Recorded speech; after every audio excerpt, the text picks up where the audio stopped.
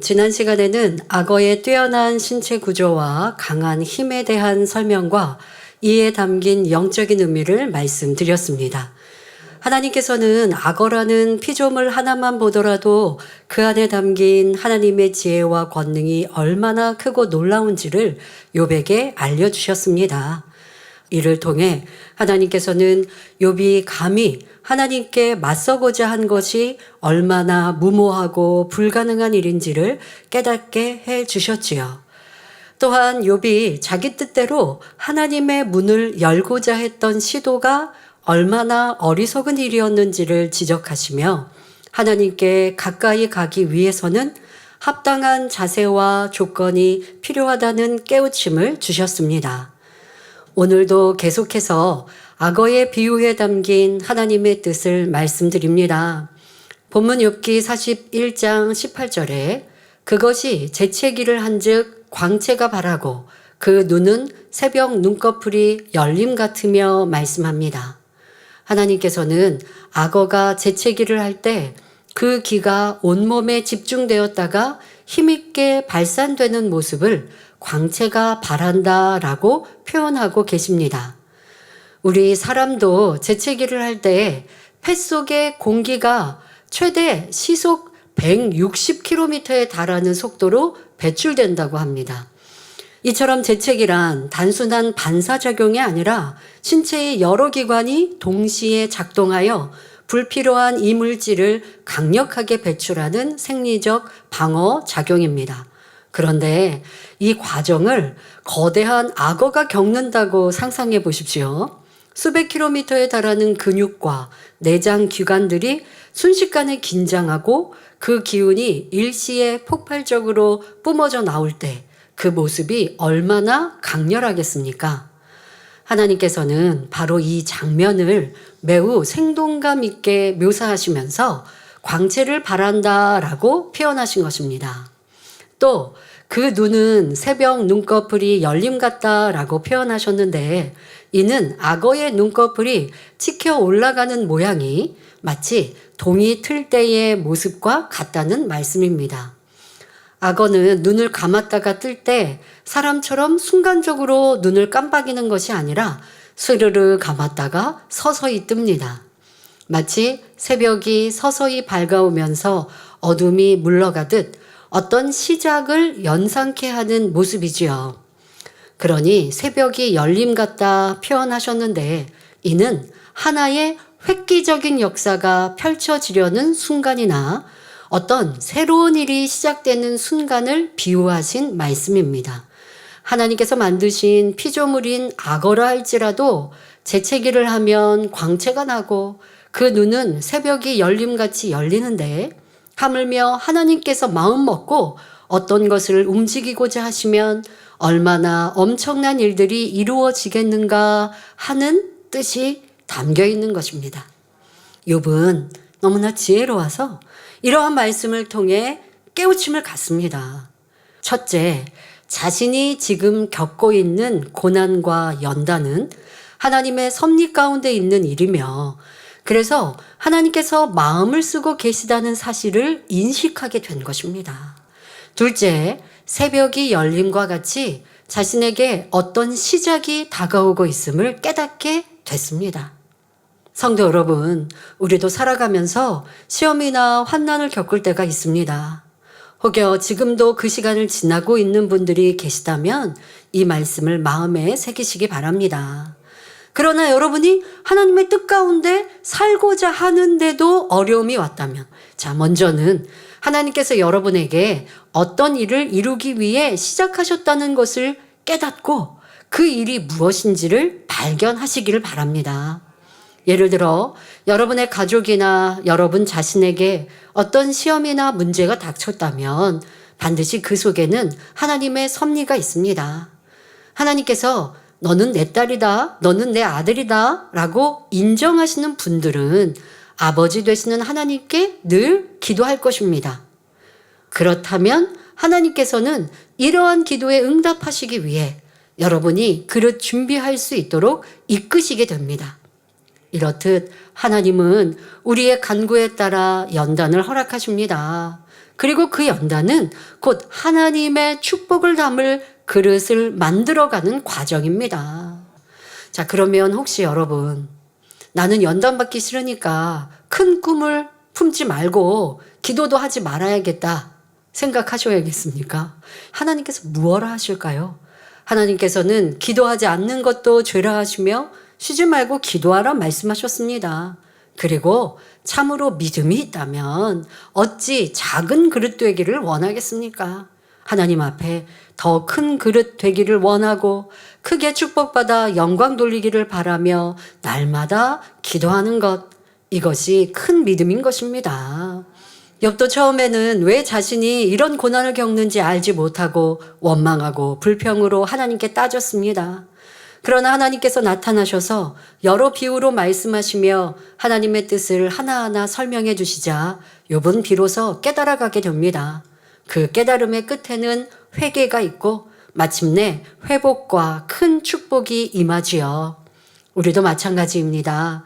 어떤 상황에서도 하나님의 마음이 우리를 향해 움직여진다면 하나님께서 우리를 불꽃 같은 눈동자로 바라보고 계신다면 하나님께서 어떻게 하든 역사해 주십니다. 그러므로 우리는 더욱 믿음으로 하나님을 의지해 나가야 합니다. 성경을 보면 평범한 사람들이 하나님의 부르심을 받을 때 얼마나 위대한 변화가 일어났습니까? 베드로는 바닷가에서 고기를 잡던 평범한 어부였습니다. 그러나 예수님께서 나를 따르라 말씀하셨을 때 그 즉시 그물을 버려두고 순종했습니다. 그 결과 그는 수많은 영혼을 하나님께로 인도하는 위대한 권능의 사도가 되었지요. 여러분도 마찬가지입니다. 예전에는 단지 평범한 주부 또는 가장이었고 보통 직장인이었지만 예수 그리스도를 영접한 후에는 하나님 나라의 귀한 일꾼이 되고 사명자가 되었습니다. 오직 하나님의 능력을 입은 사람만이 할 수 있는 일들입니다. 육으로 볼 때는 평범한 사람같이 보이지만 하나님을 믿는 믿음 안에서 위대한 일을 이루는 보배롭고 존귀한 존재가 된 것입니다. 이어지는 본문을 보면 악어가 가진 놀라운 힘과 기세를 생생하게 묘사하고 있습니다. 욥기 41장 19절 20절에 그 입에서는 횃불이 나오고 불똥이 튀어나며 그 콧구멍에서는 연기가 나오니 마치 솥이 끓는 것과 갈대에 타는 것 같구나 말합니다. 그 입에서 횃불이 나오고 불똥이 튄다는 것은 악어의 입이 가진 엄청난 능력과 힘을 나타냅니다. 또한 콧구멍에서 연기가 난다는 것은 악어의 놀라운 기운을 나타내는 말씀입니다. 마치 사람이 흥분하거나 혈기가 오를 때 몸이 떨리는 것과 같이 악어의 모습에서 느껴지는 긴장감과 위압감을 표현하신 것이지요. 하나님께서는 욥이 이 비유를 통해 악어가 가진 강력한 힘과 무시무시한 기운을 더 실감나게 이해할 수 있도록 표현하신 것입니다. 하나님께서는 욥에게 피조물인 악어도 이와 같이 큰 힘을 가져서 무섭고 두려운데 하물며 전능하시고 공의로운 심판자이신 하나님 앞에서 죄인은 어떤 형벌을 당할 것인가를 알려주고 계십니다. 즉 죄에 대하여 진노하시는 하나님의 모습에 대해 깨우쳐 주시는 말씀입니다. 성경을 보면 죄인들이 받는 형벌에 대해 여러 가지 사례를 찾을 수 있습니다. 예를 들어 바로 왕이 이스라엘 백성을 출애굽시켜 주지 않고 하나님 앞에 악을 행하니 온 나라가 열재앙을 겪고 결국은 그의 군대가 홍해에 수장된 사건이 있습니다. 또한 이스라엘의 왕이나 왕후가 선지자들을 핍박할 때 하나님께서는 그들에게 비참한 결말을 내리셨습니다. 이 외에도 모세의 누이 미리암이 모세를 비방했을 때 하나님께서 문둥병에 걸리게 하셨고 엘리사의 사환 게하시도 하나님의 선지자를 속였을 때 문둥병에 걸리고 말았습니다. 신약 성경에도 아나니아와 삽비라가 성령을 속였을 때 하나님께서 진노하시니 그들의 혼이 떠나 구원받지 못한 사건이 기록되어 있습니다. 이러한 성경의 기록은 하나님께서 원수마귀 사단의 역사를 결코 그냥 두지 않으시며 죄를 짓는 자에게 얼마나 진노하시며 엄격하게 심판하시는지를 알려주십니다. 오늘날에도 마찬가지입니다. 하나님은 공의로우시며 그분의 뜻대로 행하십니다. 하나님께서 사람들에게 선으로 역사하신다면 복을 많이 받지만 반대로 진노하신다면 엄청난 심판이 따른다는 사실을 알아야 합니다. 이어지는 본문을 보면 욥기 41장 21절에 그 숨이 능히 숯불을 피우니 불꽃이 그 입에서 나오며 말씀하십니다. 성난 악어가 힘을 다해 숨을 토해낼 때 그 입김이 숯불을 일으킬 만큼 강력하고 불꽃이 튀어나올 듯이 두렵다는 것을 비유로 하신 말씀입니다. 본문은 단순히 악어의 무서움을 묘사하신 것이 아니라 하나님의 진노가 임할 때 죄인이 얼마나 떨며 두려워할 수밖에 없는지를 앞절과 연결지어 깨우쳐 주시는 말씀입니다. 시편 18편 7절 8절을 보면 하나님께서 진노하실 때 그 위력이 어떠한지를 이와 비슷하게 표현하고 있습니다. 이에 땅이 진동하고 산의 터도 요동하였으니 그의 진노를 인함이로다. 그 코에서 연기가 오르고 입에서 불이 나와 사름이여 그 불에 숯이 피었도다 말씀하셨지요.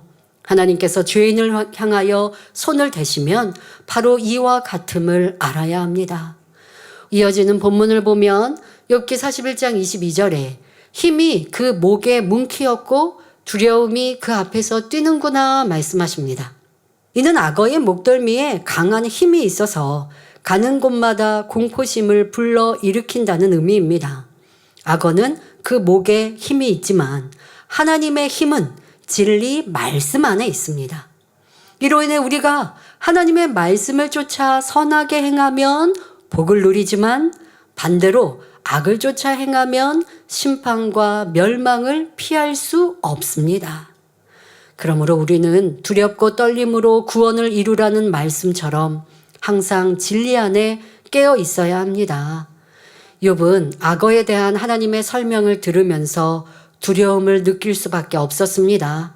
그 누구라도 하나님의 진노 앞에는 두려울 수밖에 없습니다. 그러니 우리가 하나님 앞에 두려워 떨지 않으려면 하나님 보시기에 의를 행해야 합니다. 하나님 앞에 의로운 사람은 두려움이 아니라 사랑과 화평 속에 행복을 누리며 살아갈 수 있습니다. 이어지는 본문을 보면 욥기 41장 23절 24절에 그 살의 조각들이 서로 연하고 그 몸에 견고하여 움직이지 아니하며 그 마음이 돌같이 단단하니 그 단단함이 맷돌 아랫짝 같구나 말씀하십니다. 자, 이는 악어의 몸이 얼마나 단단하고 견고한지를 느낄 수 있게 표현하신 말씀입니다. 영적으로는 하나님께서 뜻을 정하시면 단단한 맷돌 아랫짝 같이 변함이 없으시다는 의미입니다. 욥은 이 말씀을 통해 비로소 깨닫게 됩니다. 즉 하나님께서 내게 작정하신 일은 내가 하나님 앞에 두 손 모아 빈다고 해서 바뀌는 것도 아니고 원망 탄식하거나 변론한다고 해서 해결될 것도 아니구나 라고 깨닫게 되지요. 또한 어떻게 해야 하나님께 응답받을 수 있는지 그 방법론을 여기에서 다시 한번 터득하게 됩니다. 자, 그것은 목표 설정을 바로 하고 그 목표를 향해 흔들림 없이 가야 한다는 것입니다. 성도 여러분, 우리 하나님은 흔들림이 없는 반석이십니다. 우리도 반석 같은 사람이 되어 하나님의 나라와 그 뜻을 이루기 위해 흔들림 없이 믿음의 길을 걸어가야 합니다. 반석과 같은 사람이란 두 마음을 품지 않고 좌우로 치우치지 않으며 상황에 따라 이랬다 저랬다 하지 않는 사람입니다. 즉 간사한 마음을 버리고 오직 진리를 붙들며 천성을 표대로 삼아 흔들림 없이 달려가는 사람이지요. 여러분은 어떤 목표를 품고 계십니까? 천국에 들어가기를, 아니 새 예루살렘에 이르기를 원하신다면 흔들림 없이 목표를 향해 달려가야 합니다. 그러기 위해서는 죄를 피 흘리게까지 싸워버리며 우리 주님의 마음을 닮아가야 하지요. 욥도 목표가 잘못되었을 때는 친구들과 변론하고 하나님을 원망하며 자기 의를 주장하는 소인배에 불과했습니다. 그러나 하나님께서 연단을 통해 분명한 목표를 설정해 주시자 욥은 대인이 되었고 친구들을 위해 기도해 줄 수 있는 사람이 되었습니다. 우리에게는 새 예루살렘이라는 분명한 목표가 있습니다. 그러므로 이 목표를 결코 잊지 말고 어떤 상황에서도 흔들림 없는 반석 위에 굳건히 서서 진리를 따라 목표를 향해 끝까지 달려가시길 주님의 이름으로 기원합니다.